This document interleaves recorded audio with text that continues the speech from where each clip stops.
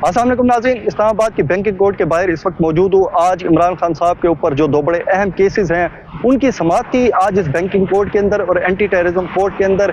इस हवाले से समाअत का तमाम तर तफसीलात आपके साथ इस वीडियो में डिस्कस करूँगा। दूसरा आपको ये बताऊँगा कि कुछ ही देर बाद इमरान खान साहब को इस अदालत में पेश करने का हुक्म दिया गया है। इस हवाले से तमाम तर मनाजिर भी आपको दिखाऊंगा इस वीडियो के अंदर। सबसे पहले मैं आपको बताऊं तो इमरान खान साहब के ऊपर दो केसेस हैं जिनकी आज यहाँ पे समाअत हुई। पहला जो केस है वो ये है कि ममनुआ फंडिंग जो इमरान खान साहब का केस है बैंकिंग कोर्ट के अंदर, उसके ऊपर समाअत थी। जबकि दूसरा एंटी टेररिज्म कोर्ट के अंदर जो इमरान खान साहब के ऊपर FIR काटी गई जब उनको इलेक्शन कमीशन की जानिब से नाअहल किया गया, तो पाकिस्तान तहरीक इंसाफ ने इलेक्शन कमीशन के बाहर एहतजाज किया। उस एहतजाज करने पर क्योंकि उस दिन दफ़ा 144 नाफिज थी तो कार सरकार में मुदाखलत और दफ़ा 144 की खिलाफ वर्जी के ऊपर इमरान खान साहब के ऊपर FIR काटी गई। आज इन दोनों केसेस के अंदर इमरान खान साहब की हाजिरी होना थी। यहाँ पे हमने पहले देखा इमरान खान साहब वीडियो लिंक के थ्रू हाजिरी देते रहे अदालत के अंदर, लेकिन आज अदालत ने हुक्म दे रखा था कि इमरान खान साहब की जो वीडियो लिंक के थ्रू हाजिरी है उसको कबूल नहीं किया जाएगा।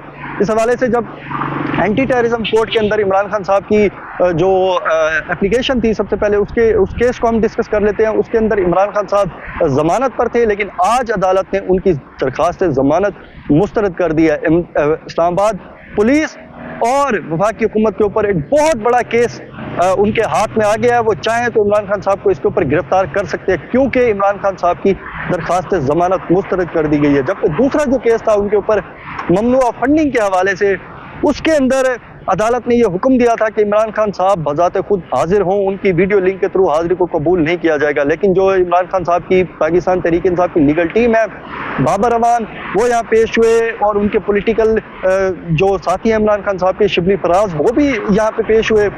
आज जो पाकिस्तान तहरीक इंसाफ की लीगल टीम है उसने अदालत के अंदर ये मौक़िफ़ इख्तियार किया क्योंकि उनकी पाँव पर प्लस्तर है, उनकी टांगों पर प्लस्तर है और इमरान खान साहब की लाइफ थ्रेट्स बहुत ज़्यादा हैं उनको, तो इसलिए वो अदालत के अंदर खुद पेश नहीं हो सकते, वो वीडियो लिंक के थ्रू पेश हो सकते हैं। लेकिन अदालत ने हुक्म दिया कि अगर 3:30 बजे तक इमरान खान साहब पेश ना हुए तो उनकी दरख्वास्त जमानत मुस्तरद कर दी जाएगी।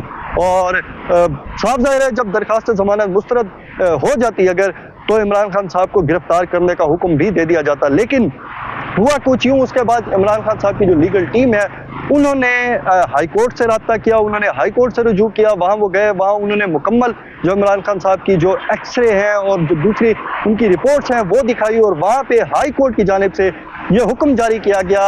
बैंकिंग कोर्ट की जो रक्षंदा शाहीन है जज, उनको ये हुक्म जारी किया गया कि वो 22 फरवरी तक इस तारीख को जो इस केस को मौखर कर दें, इस सुनवाई को को मौखर कर दें। तो उसके बाद जो बैंकिंग कोर्ट की जज हैं रक्षंदा शाहीन, उनकी जानिब से 22 फरवरी तक इस केस को मौखर कर दिया गया। अब देखना यह है कि 22 फरवरी को जब इमरान खान साहब, क्योंकि पाकिस्तान तहरीक इंसाफ की जो लीगल टीम है उन्होंने ये अपना एक अदालत के अंदर बयान दिया कि अगर 22 तक इमरान खान साहब को ये तारीख दे दी जाती है तो वो अदालत के अंदर खुद पेश होंगे। अब देखना ये है कि 22 फरवरी को इमरान खान साहब खुद अदालत के अंदर पेश होते हैं या नहीं।